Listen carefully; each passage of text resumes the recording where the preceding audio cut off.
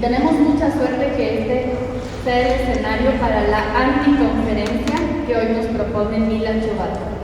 Y siendo Mila, quisiera presentarla de una forma muy especial y un poco más afectiva de lo académico. Conocí a Mila en el 2011 aquí en Quito, en el Encuentro de Educación en Museos del CECALAC que se realizó en el MIC 2011.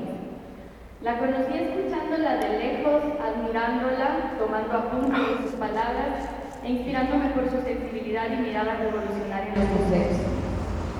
La volví a ver en Buenos Aires en el encuentro del Museo Reimaginado en el 2015 y ahí ya pudimos hablar un poquito más de cerca, en esos espacios de distensión que son tan importantes en estos encuentros, donde nos conversamos y nos escuchamos.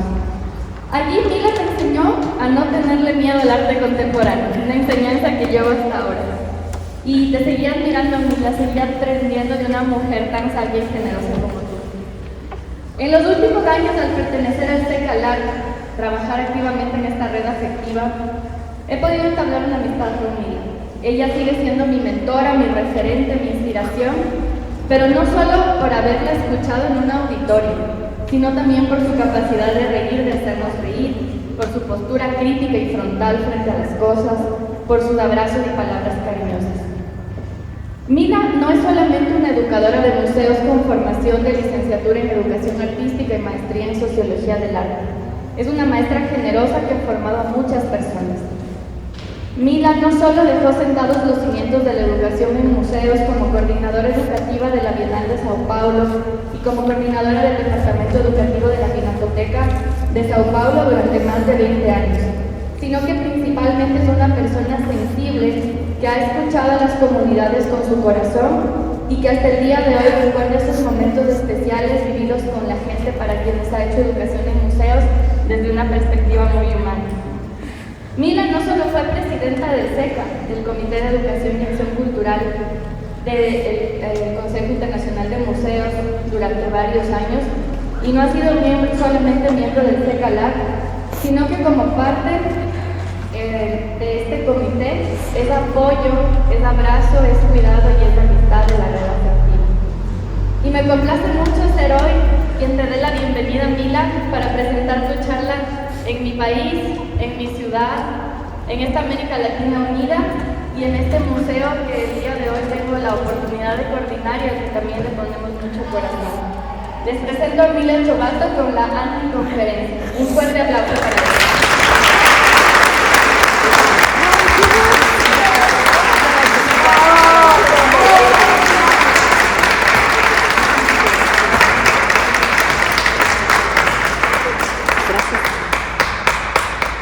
Ay, ¿cómo voy a hablar ahora?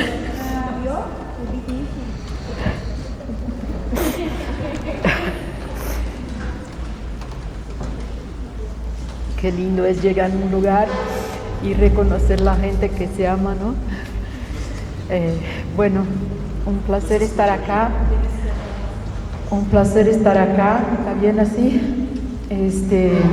Con mis amigas de CECALAC, que ya no son solo profesionales, son súper profesionales, pero no solo eso, son amigas de corazón. Ay, no puedo hablar. En una recepción tan cálida en esa ciudad que me acoge tantas veces y que adoro, ¿qué voy a decir? Que les adoro. Muchas gracias por invitarme en ese momento, muchas gracias. Yo, además de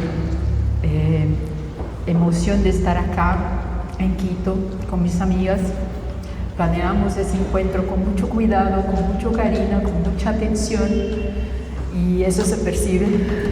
Entonces es muy lindo estar acá, pero me tocó una sorpresa más, hablar en una iglesia. O sea, estoy acá en un espacio de reflexión, pero también de unión. Entonces espero que mi anticonferencia se pueda trasladar en un espacio también de unión y de reflexión, pero para la educación en museos. Muchas gracias por estar acá. Yo voy a empezar esta anticonferencia, que es un rol que me hice para escucharlos. Un ratico para las lágrimas. Empiezo con la idea de que es escuchar. Escuchar es un verbo que significa oír, pero con atención y conciencia de lo que se está oyendo. O sea, como hablaran la señora de hoy y la señora de ayer en la meditación tan linda que nos propusieran, escuchar va un poco más allá. Tiene que ver con atención, tiene que ver con conciencia, tiene que ver con una escucha, un oír activo, más que un oír pasivo, ¿no? Entonces, les hago una propuesta para trabajar en parejas. Y van a buscar a alguien que no conoces.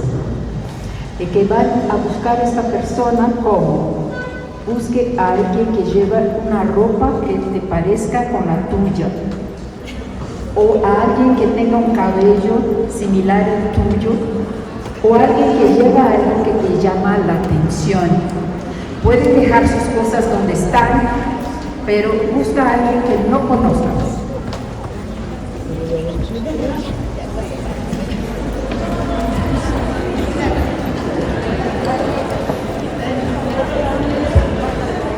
Desplazarnos del espacio de la iglesia.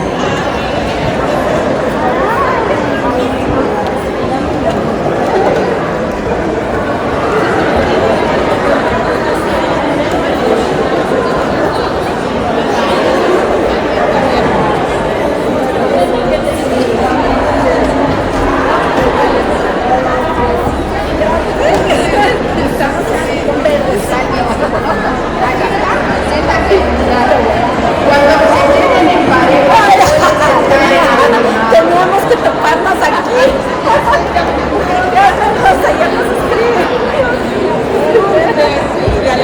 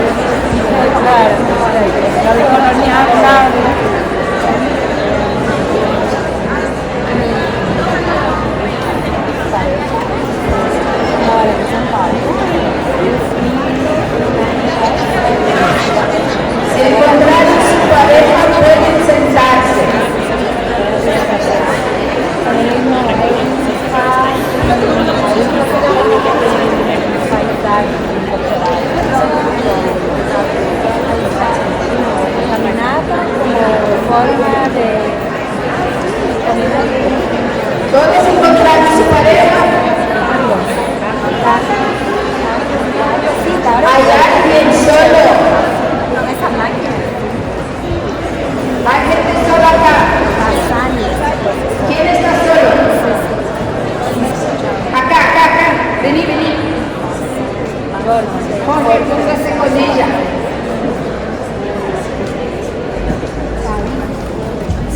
¿Dónde se están con pareja?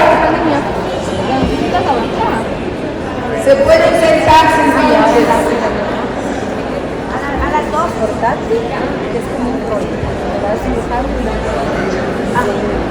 Bueno, les pregunto.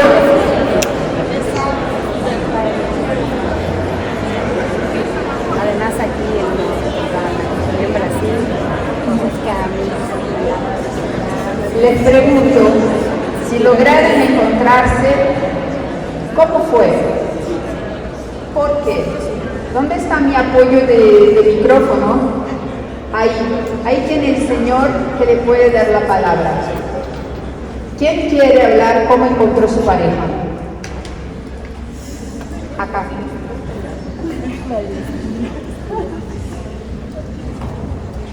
Yo diría que me encontraron.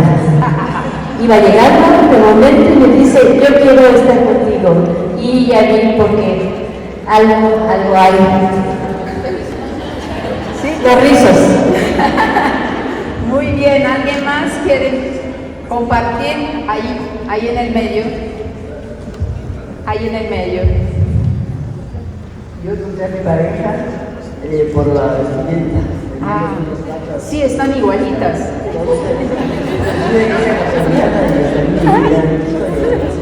Buenísimo. Ahí más una ahí. Creo que es mejor que se quede al centro. Hola. Hola. Soy Juan Carlos y aquí el compañero Víctor. Me gustó porque tenemos el mismo saco de algo. Muy bien. ¿Y una más?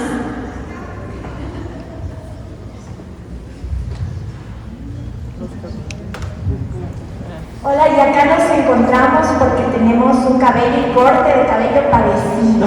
Muy bien. Entonces van a conocerse aún más. Ahora, un tiempo de reflexión.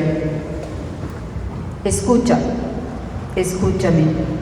Nada de vidrios verdes o 200 días de historia o de libros abiertos como heridas abiertas o de lunas de junio o cosas así, sino solo beber hierba mala y zarzas y erizadas anémonas parecidas a flores.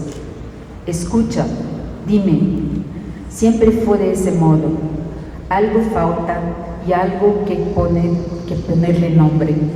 Creer en la poesía y en la intolerancia de la poesía y decir niña o decir nube, adelfa, sufrimiento, decir desesperada venga sola, cosas así, casi reliquias, casi lejos.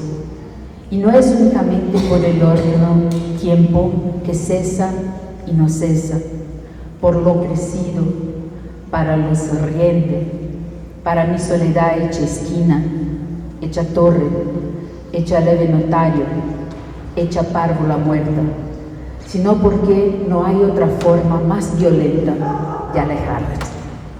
Ganga Andreu. Van a decidir quién en la pareja es la persona A y quién en la pareja es la persona B. Estas son importantes tareas para que podamos seguir. Entonces, entre ustedes van a charlar de manera que la persona A contará a B cuando escuchó a su público. Y eso resultó en una experiencia exitosa en su labor. Decidan quién es la persona A y quién es la persona B en la pareja, y la persona A se va a hablar para la persona B una experiencia exitosa que tuvo porque escuchó a sus públicos. Pueden empezar, 2 minutitos.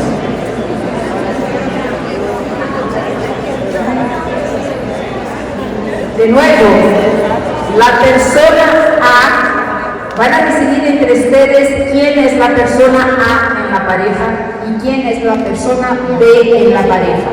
Y ahorita la persona A va a contarle hacia B. Una vez que escuchó su público, ese resultó en una buena experiencia en su quehacer cotidiano. ¿Vale? 2 minutos, vamos.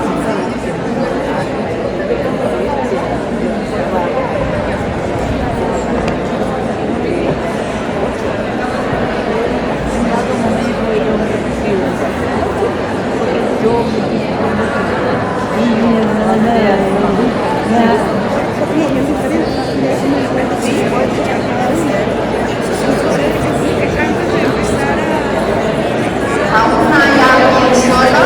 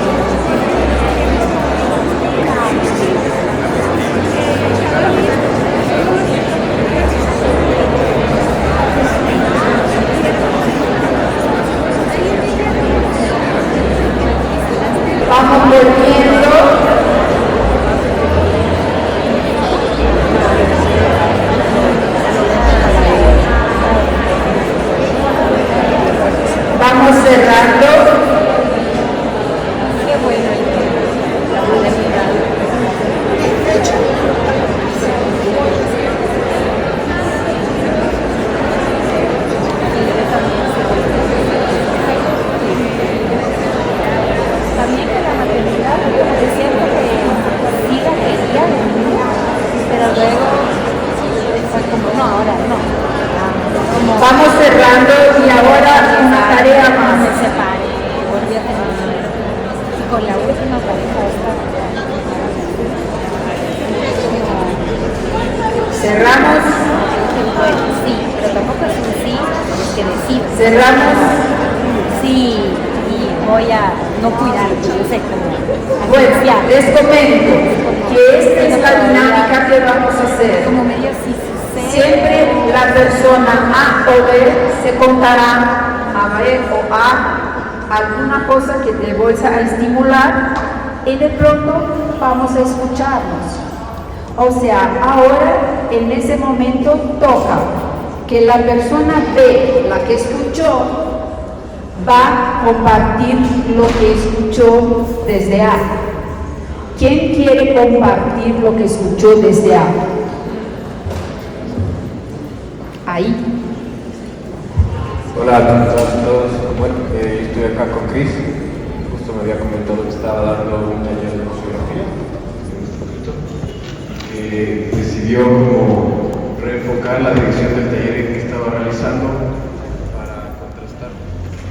Hola, sí, bueno, para contrastar lo que estaba queriendo plantear. Como el que tenía.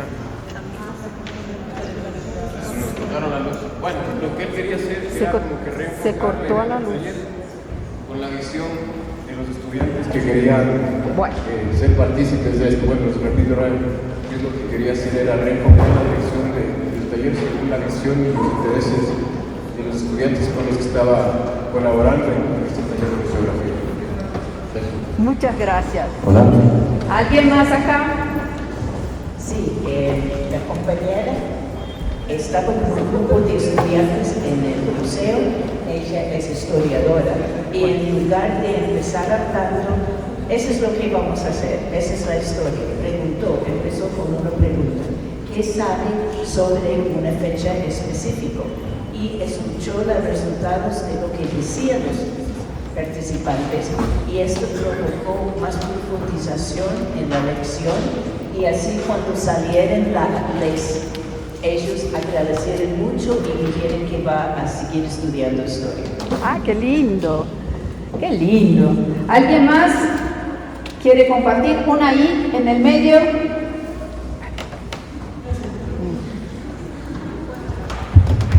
Hola, ¿me escuchan? Sí. Pues Mariela me contó dos anécdotas que coinciden en lo mismo. La recuerdan los niños porque les permite expresarse y son niños como de la periferia que no han tenido acceso a ciertos espacios. Entonces en cuanto llegan se sienten en casa y también en casa se sienten que pues se emocionan, gritan, bailan, están en el piso y pues detonó un periodicazo. Que cómo es posible que en el museo dejen que los niños se mueran. Y entonces Mariela se asustó porque dijo, ahora sí la baja. Y cuando llega con su director le dice, eso es lo que buscábamos. No estábamos buscando al periódico, estábamos buscando a los niños y ellos se encontraron.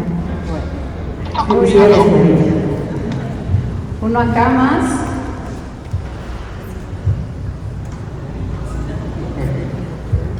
Bueno, yo conversé con Adriana. Adriana es una persona muy divertida, comentó un montón de cosas. Ella es del Museo de Arqueología de Guadalajara, de Paleontología de Guadalajara, y pues comenzó su formación en el papalote, aprendiendo acerca de la mediación educativa. Y su misión fue hacer vistosos los fósiles que parecían algo tan aburrido como una roca o que no se movía, que no tenía color. Y a través de piezas paleontológicas de ballenas que tenían hace miles de años, que encontraron miles de años ahí, pues hizo talleres con niños para, a través de los sonidos de las ballenas también, como entender entender cuáles son sus ciclos y la importancia para el ecosistema, aprender a cuidarlas, a conservarlas. Entonces, le gustó mucho, piensa que todos los recorridos o todos los talleres son diferentes con las personas, entonces siempre adapta según las necesidades, los conocimientos, las expectativas de las familias, y le encanta trabajar con los niños. Es un trabajo voluntario y dice que su paga siempre es los abrazos y todo el cariño que recibe de su público. Muchas gracias. Uno más acá y otro, y después cerramos para la próxima etapa.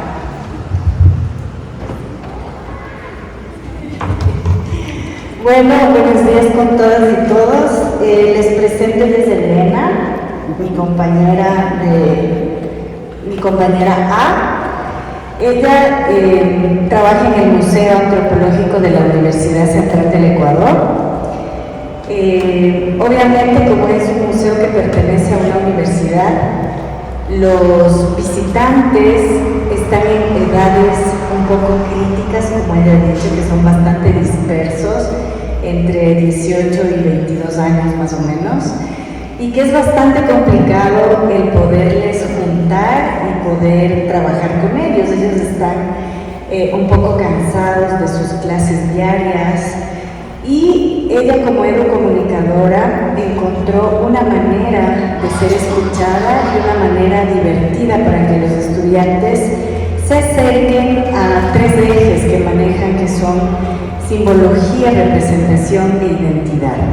Y lo que hace es que los chicos jueguen. Entonces entregan unos stickers al inicio de la mediación, y estos stickers tienen unos fotografías o dibujos de sellos de las diversas culturas del Ecuador.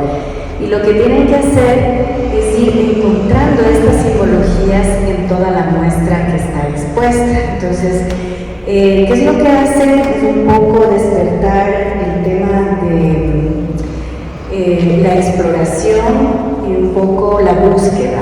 Entonces, los mismos chicos van buscando estos símbolos y van conociendo las diversas culturas del Ecuador. Esta es la forma para que se sientan un poco más identificados y puedan aprender divirtiéndose dentro del museo. Muy bien. Y una más acá, y cerramos ese bloque.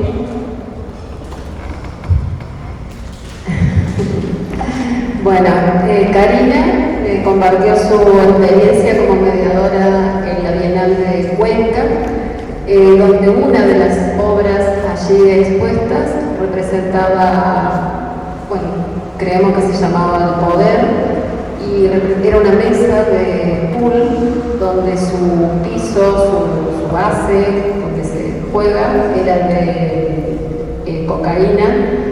Y allí delante de esa obra ella encontró a una persona muy afectada por lo que esta obra representaba, y porque tenía a su hijo privado de la libertad.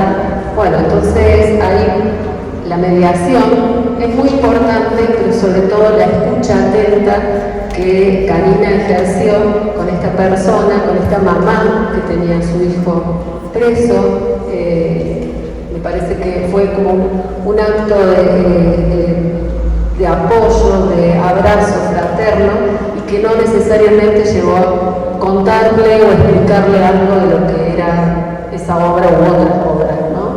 Entonces creo que es poner el acento, ¿no?, en la escucha atenta y real que los mediadores debemos llevar adelante, más allá de lo que una exposición o una mediación nos lleve a hacer. Muchas gracias a quien participó y a todos. Un aplauso para toda la gente.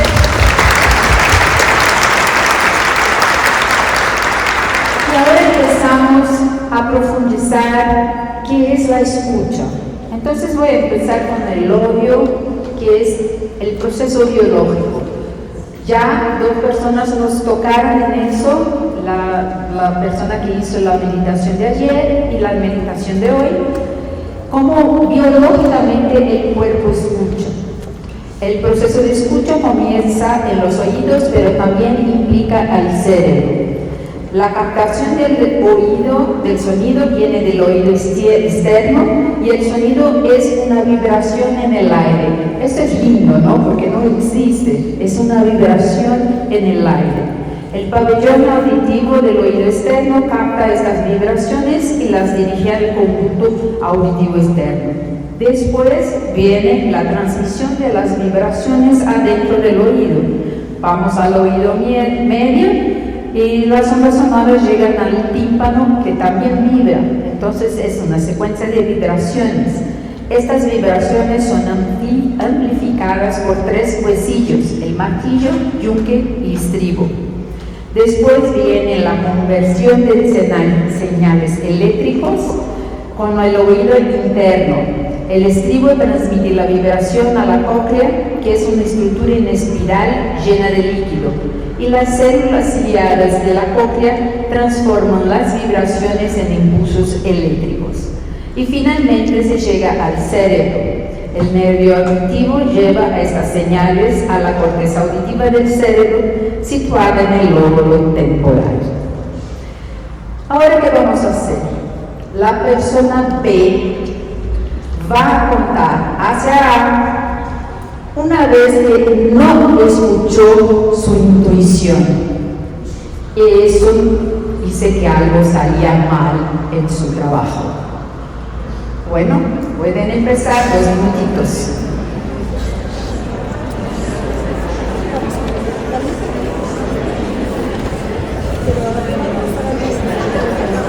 Pensé en mi cabeza como dije estas palabras: qué loco sería que él me haga algo. Sí, como mientras iba al baño, que yo estaba parada ahí, como si dijese, solo seguí por el corredor, fui lanzadita una vez y de la universidad. Y así como si fuera al baño, ahí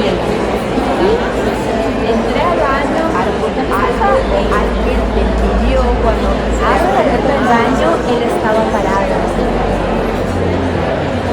Así. Y me queda viendo y yo se acerca y no sé si tenía algo que me faltaba, pero se me dijo algo así, pero yo dicho como, dame todo.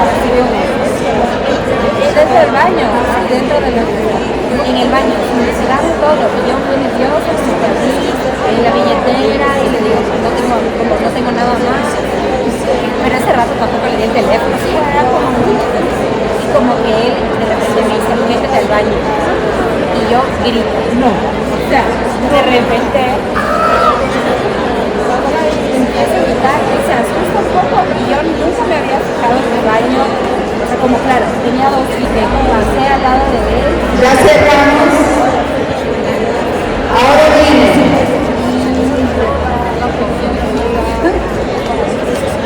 Cerramos. Me metí al baño, ¿no?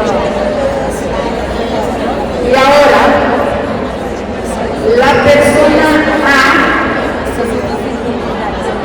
de nuevo, la persona A va a no compartir lo que escuchó desde B. ¿Quién quiere compartir la experiencia que escuchó desde B? ¿Hay quién? Hola, voy a compartir lo que escuché de Viviani.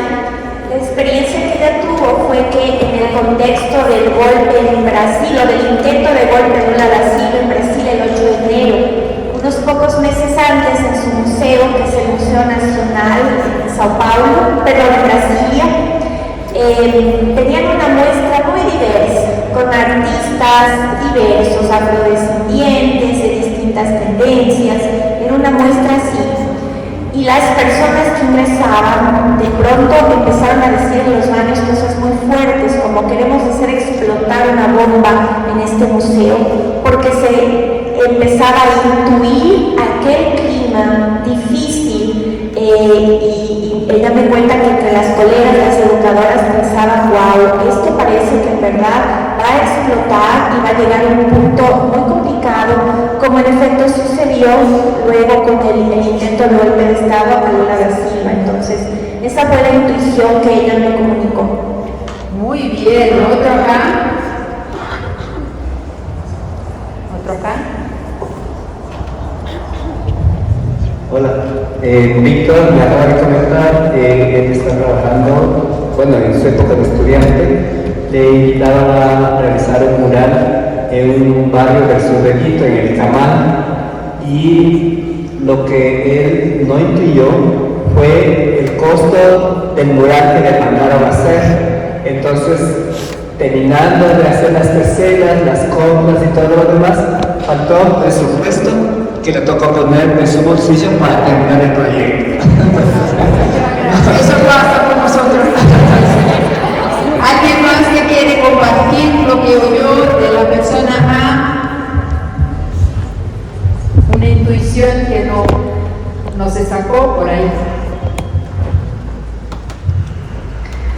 Bueno, Lucía me contó que ella trabaja en la UNAM, en México, y en ese momento estaba en la Dirección de Humanidades y Artes liderando un proceso sobre violencia escolar, y cuando llegó el momento de hacer como la exposición de ese ciclo, su jefe, el director, le dice: Lucía, ¿para qué haces cosas que no le sirven a nadie? Y esa pregunta fue como un detonante de una serie de acciones que Lucía no escuchó a tiempo, y pasaron 2 años de una serie de acciones reiteradas de varias personas del equipo que pues cuando ya Lucía fue consciente tenían que ver un poco con que ya no estaban de acuerdo con los procesos que ella estaba llevando y no querían que ella siguiera en el área, y a causa de esas acciones pues es retirada de esa área, pero tiene que ver un poco con cómo a veces normalizamos ciertas acciones, ciertos tratos, y eso deriva pues en unas situaciones mayores, digamos, en este caso no con nuestros públicos externos, digamos, sino dentro de la misma institución. Muy bien, eso pasa mucho a los educadores, ¿no? ¿Alguien más quiere compartir? ¿De intuición o seguimos? Seguimos entonces. Saber escuchar es amar. Poder ponerse en el lugar de la otra persona, sentir con el propio corazón lo que le emociona, la lesiona. Saber escuchar es comprender, ser empático, compasivo, y sobre todo querer ayudar a la otra o otro a crecer. Saber escuchar es entregar lo mejor de ti incondicionalmente, desinteresadamente, voluntariamente.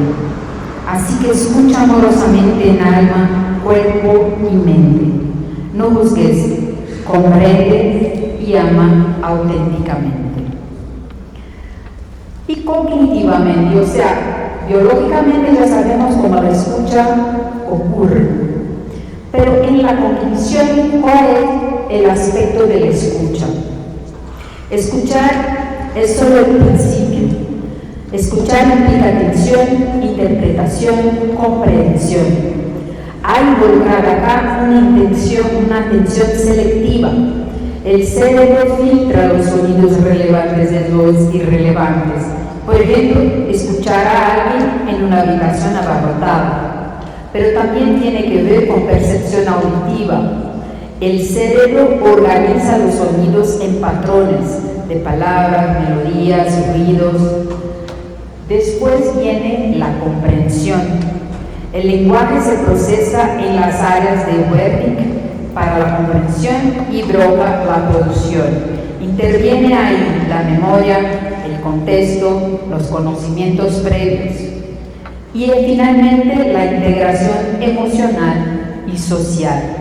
Escuchar también activa áreas emocionales como la mirada y sobre todo cuando oímos un tono de voz y la música.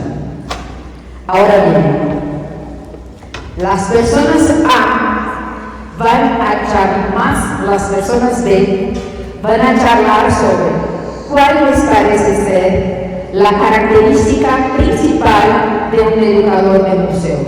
¿Cuál debe ser esta característica que un educador de museos tiene que tener sí o sí? por qué es importante. 2 minutitos a charlar.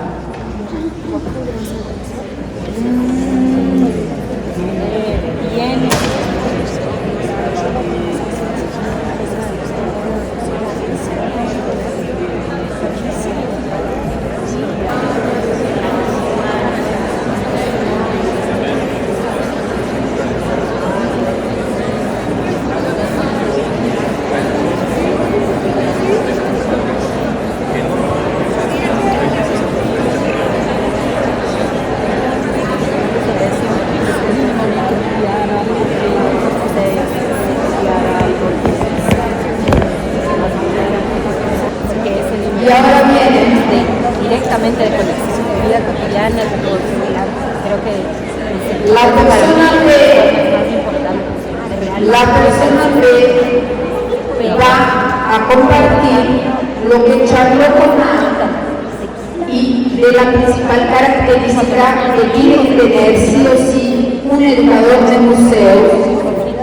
Y para compartir les pido principalmente que la gente ahí del fondo que aún no se manifestó, ¿quién quiere compartir cuál es la principal característica del educador de museos que puede compartir ahí?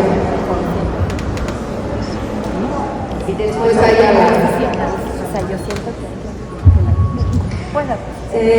Mira, más allá que luego ya dices de mi labor es la principal cualidad característica de una mediadora o un mediador es educadores de museos es ser buenos conversadores. Y ser buenos conversadores significa que la experiencia salga primero antes que la información, que la experiencia del otro o de la otra salga primero antes de la información. Y eso también pasa porque las educadoras de museos reconozcamos que las otras personas tienen un saber, una experiencia que pueden traer al ejercicio. Y esto es tan buena característica que también trae consigo la posibilidad de ser como inquietos intelectualmente, porque muy probablemente cuando yo reconozco esto y soy buena conversadora, pues las visitantes y los visitantes van a contarme nuevas cosas que tendré yo que ir a explorar después. Seguir aprendiendo. Muy bien. Me increíble. Buena conversación es un buen reto. Ahí Bueno, mi compañera es un poco tímida, entonces buenos días para todos. Bueno, una de las características es la flexibilidad que comentó ella, porque tenemos distintos grupos, a veces en un solo día. Entonces hay que tener paciencia, atención, flexibilidad. Y yo le agregaría mucho amor por nuestro trabajo. Sin amor no podemos hacer nada. Gracias. Bueno, acá, una más. Acá, en el centro. Acá. Buenos días a todas y todos. Acá Mónica me comentaba que para ella la principal característica de un educador de museos tiene que ser la sensibilidad y la capacidad de comunicarse con las personas con las que nos toca trabajar. Bueno, al ladito. Nosotros conversamos sobre el conflicto, entonces un poco cómo tener las herramientas para seguir mediando personas que siguen estando violentadas. Y por otro lado también hablábamos de la experiencia de Brasil, y yo decía también visibilizar el conflicto, sin necesidad de que tener, digamos, un tipo de aprendizaje sensible, afectivo, cotidiano, pero que eso no parte que estamos viviendo un conflicto. Entonces, como es, ¿no? Visibilizarlo y luego las herramientas para vivir, no disolver. Bien, y una más acá. Otra ahí. Puede ser primero ese, después ese y cerramos. Hola, buenas tardes a todos.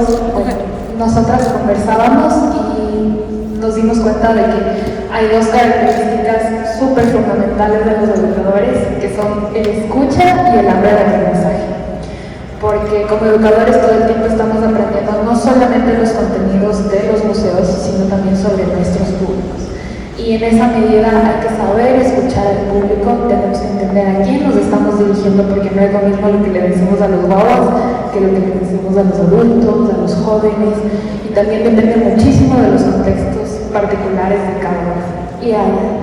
Y la empatía, justo, que conversábamos, que es la escucha desde el corazón, porque necesitamos ser sensibles también y cariñosos con la gente que nos visita en nuestros espacios. Eso, muchas gracias. Una más ahí, cerramos.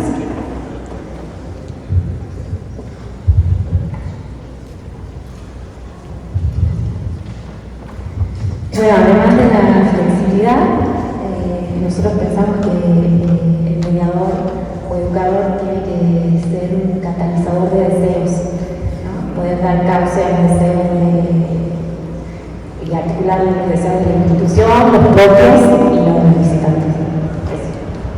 Muy bien, muchas gracias por compartir. Creo que esas características las tenemos y tenemos que desarrollarlas. Y les traigo cuál podría ser el sentido social de escuchar. Escuchar en un contexto social es un acto de profunda conexión humana. Implica algo más que oír palabras. Significa comprender las intenciones, las emociones, incluso el silencio de la otra persona. También involucra la empatía y la presencia. Escuchar es un gesto de empatía. Suspendes tu propio ego para dejar espacio a la otra persona. Implica atención plena, estar presente con la otra persona, no solo físicamente, también emocionalmente y mentalmente. Implica relaciones de confianza.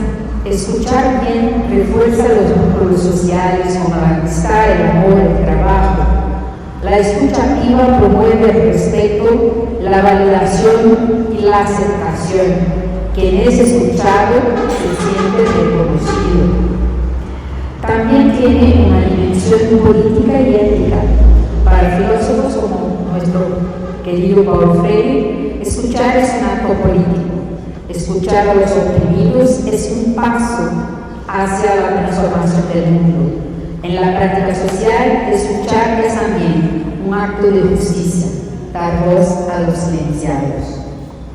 Ahora les pido que cierren los ojos un ratito en este espacio tan lindo para escuchar una canción.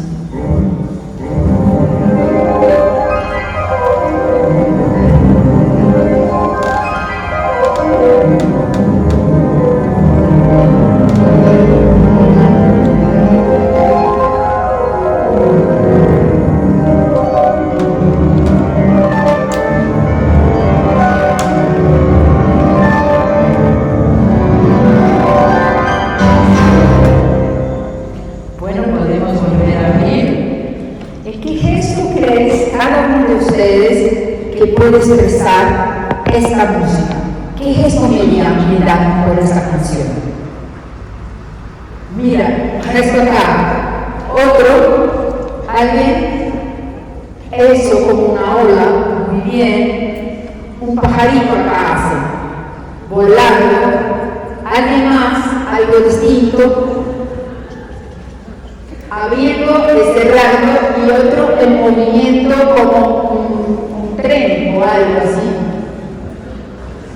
Alguien más, allá al fondo,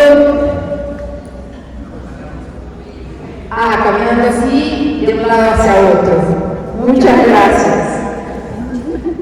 Bueno, llegamos a un punto más profundo de escuchar, el sentido metafísico de la escucha. Aquí entramos en un terreno más existencial y filosófico. La escucha puede verse como una apertura al misterio del otro y del ser. La escucha como apertura del ser tiene que ver con el filósofo Martin Heidegger, que habla de la escucha como una forma de estar en el mundo. Escuchar es disponerse al silencio y la escucha de lo esencial, de lo no dicho, una escucha del ser, del tiempo y de la verdad. También tiene que ver con la espiritualidad y la trascendencia. En muchas tradiciones religiosas, escuchar es una forma de oración o meditación. Escuchar la voz de Dios o la voz interior es un estado de receptividad. El ego se silencia para que algo más grande pueda hablar. Puede también llegar a una transformación interior. Escuchar profundamente puede transformar a quien escucha. Es una práctica de humildad. Reconocer que la otra persona o el mundo tiene algo que decir que tú aún no sabes. Ahora les comparto uno de mis poemas favoritos que dice, yo voy a hablar en portugués ahorita, pero aí está em espanhol.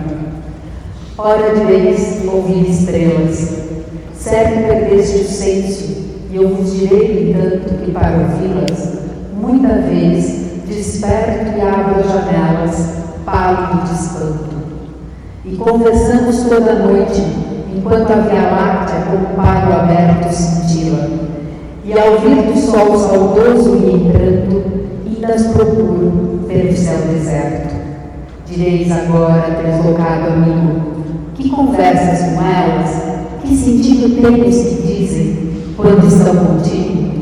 E eu vos direi, amai para entendê-las, pois só quem ama pode ter o ouvido capaz de ouvir e entender estrelas. Ahora les pido que la persona A y la persona B charlen sobre cuál es el principal desafío de la educación en museos. ¿Cuál creen que es el principal desafío de nuestra actuación de la educación en museos? Olavo Bilac, un poeta brasileño, antiguo. ¿Cuál es el principal reto, el principal desafío de educación en museos?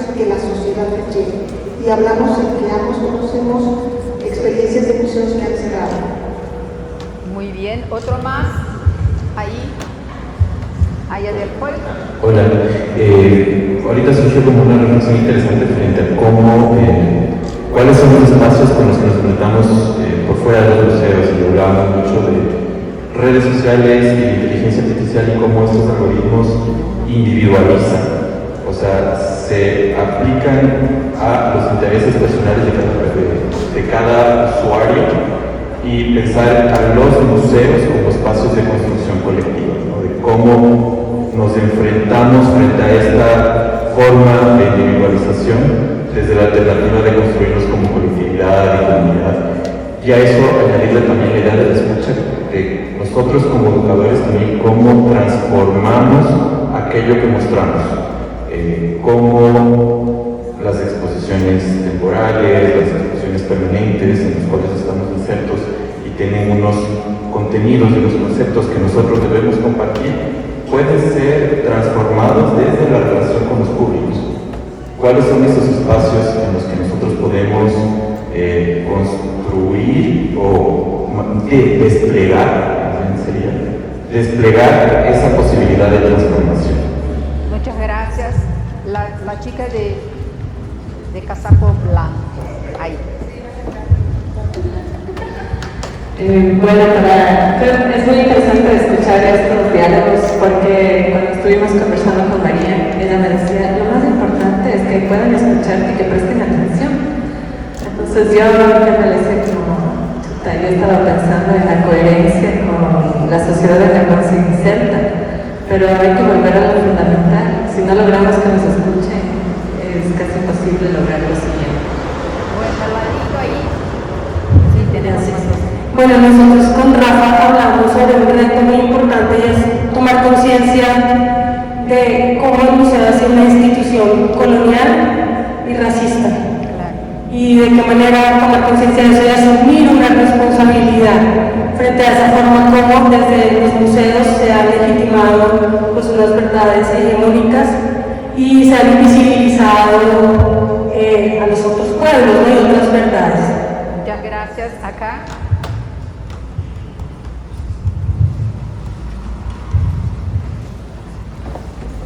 Bueno, en resonancia con lo que acaban de comentar, sí decíamos efectivamente que debemos de reconocer estos diferentes contextos, pero seguimos con esa pregunta, casi como que teníamos seguridad de que no se educa, pero cómo lo hace, cómo lo está haciendo actualmente ante tanta pues problemática social, ¿no? que tenemos, todos estos desplazamientos forzados, tantas cuestiones que ahora nos está demandando voltear a vernos como personas.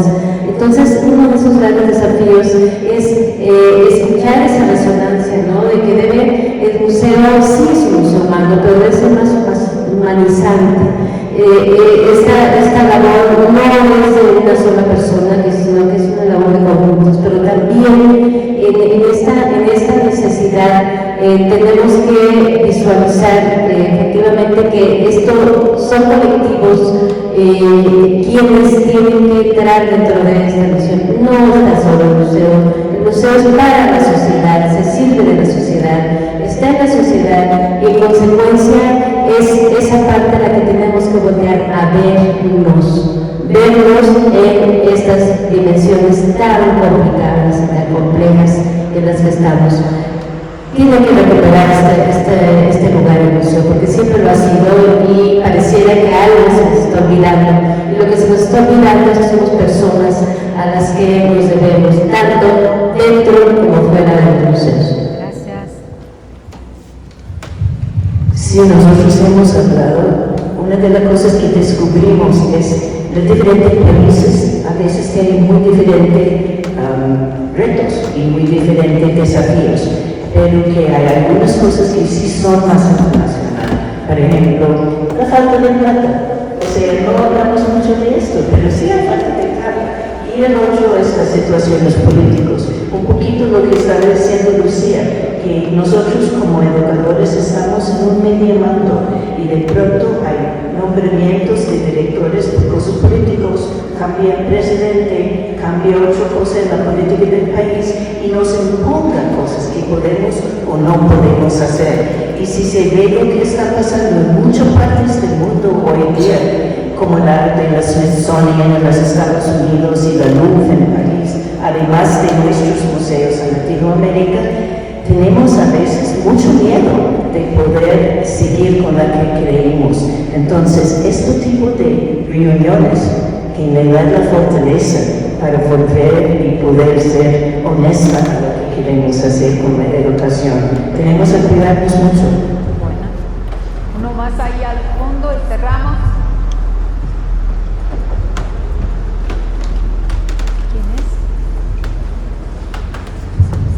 Bueno, como se habló de escucha social y con ello pues hablar de ciertos gremios o sectores, creo que a mí lo que más ahorita me parece un reto es lograr la equidad del educador en el sistema de museos, tanto en la visibilidad que tiene nuestra propia acción, como en las horas laborales, como en el justo pago. Y eso es lograr una escucha en un sistema que en casi todo el territorio latinoamericano no hemos logrado. Esa es la escucha que yo espero que logremos para todo el sector y reforzarnos. Muy bien, muchas gracias por compartir y ahora les quiero comentar aún otros significados de escuchar, profundizando aún más nuestra comprensión de la escucha. La escucha puede ser un acto performativo. A veces la escucha cambia algo en el mundo, pero el primero hecho de producirse. Por ejemplo, un terapeuta escucha y habla. Por veces, sin decir nada, esta escucha transforma al paciente. Se trata de una especie de acción a través del silencio, en la cual la escucha es el propio acto. Escuchar como vulnerabilidad y riesgo, escuchar profundamente requiere abrirse, lo que puede resultar incómodo. Es posible que te enfrentes a verdades difíciles, críticas o realidades diferentes. Es una disposición a enfrentarse a lo desconocido, que puede incluso desestabilizar las certezas. Escuchar como forma de aprender. Escuchar es fundamental no solo para el aprendizaje formal, sino también para el existencial. Escuchar el mundo, las experiencias, las historias, los errores, es un instrumento de sabiduría. Quien escucha bien, aprende de todo. La escucha como orientación ética. Filósofos como Emmanuel Levinas sugieren que el rostro o la voz del otro nos convoca a una respuesta ética. Escuchar, pues, es una responsabilidad. Reconocer la autoridad, el sufrimiento, la dignidad del otro. La escucha como silencio activo. Escuchar es también saber callar. No es la ausencia de sonido, sino una atención llena de presencia, donde el otro, él o el mundo pueden hablar. En las prácticas contemplativas o meditativas, este tipo de escucha se considera sabiduría silenciosa. La escucha como una postura ecológica. Nos fuimos al Yaco, lo aprendemos mucho. La escucha puede expandirse más allá de lo humano, escuchar la naturaleza, los ciclos, los signos del planeta, lo que tiene implicaciones para la ecología profunda, escuchar el mundo natural como sujeto y no objeto, escuchar como intuición. En contextos exteriores, escuchar es el acto de percibir lo que no se dice. Escuchar el cuerpo, la intuición, los signos de los tiempos, la propia alma. La escucha es sutil, pero puede guiar nuestras decisiones y caminos de la vida. Para cerrar nuestra participación colectiva, le pido que la persona B le copie a la última vez que escuchó su cuerpo. ¿En qué le dice ese cuerpo? 2 minutitos.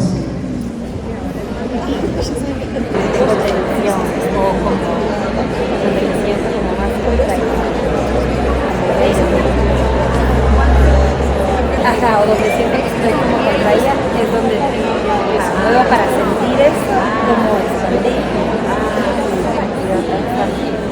Luego también pensaba mucho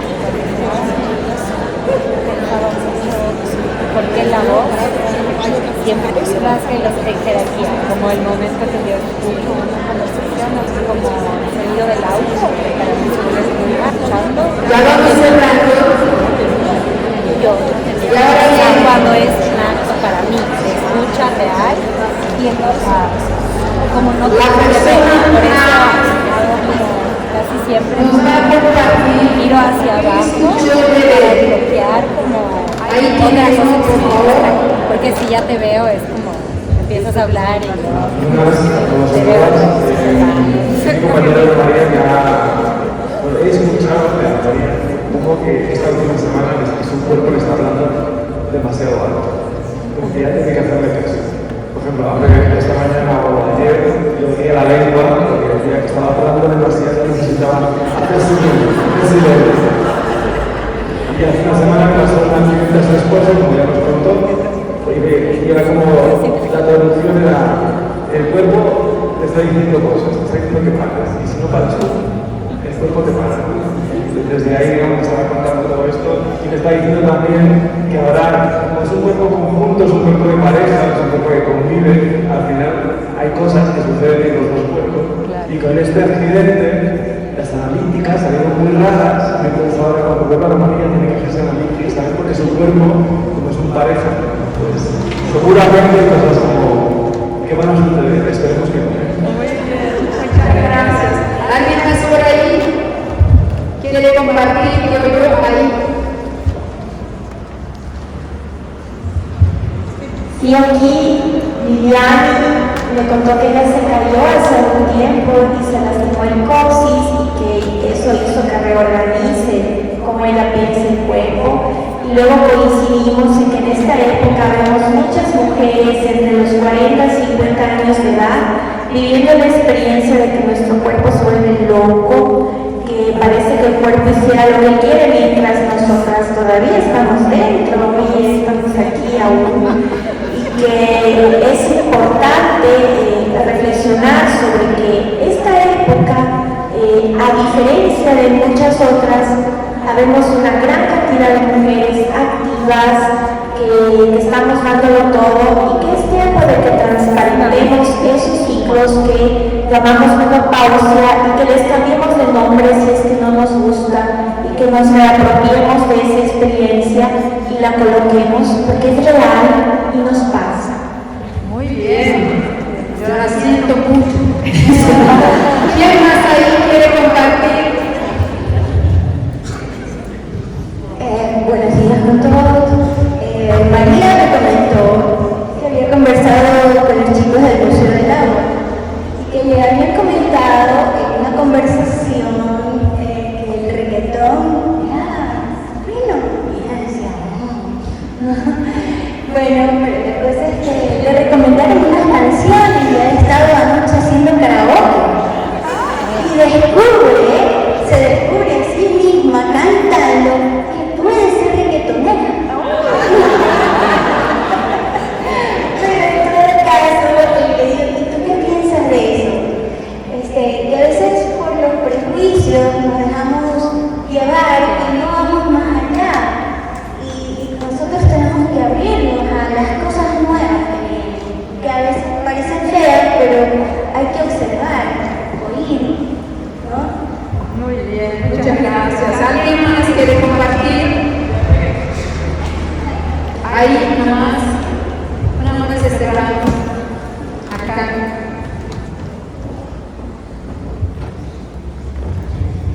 Hola. Bueno, les presento a Denise. Denise es mi compañera de Perú y me contó una experiencia muy linda que quisiera compartirles porque me dijo que habían ido a visitar a una familia en una comunidad y que les había hablado esta señora justamente sobre la importancia de creerse en lo mismo, no de valorarse, y que habían tenido un ejercicio interesante que cuando salían les había dicho que cuando salgan van a ver a la persona más importante y justamente se veía en su reflejo, ¿no? Y ella me decía, perdón, que la ciudad, ella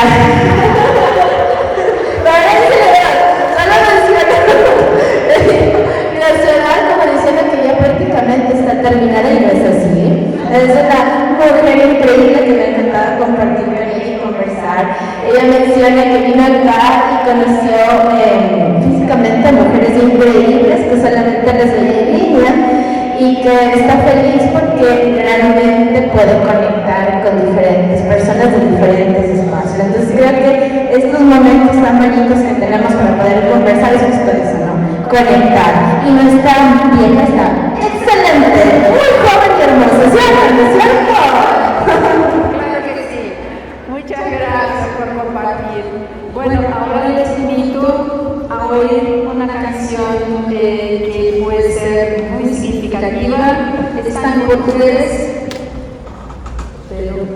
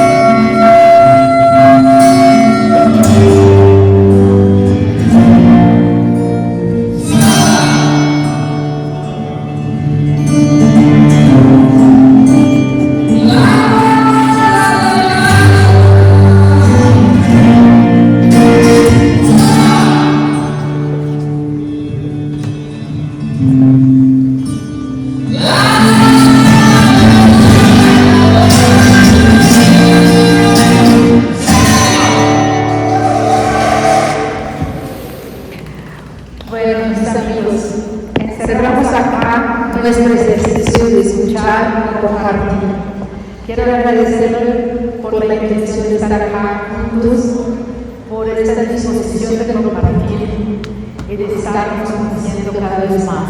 ¡Viva América Latina! ¡Viva la educación! Muchas gracias.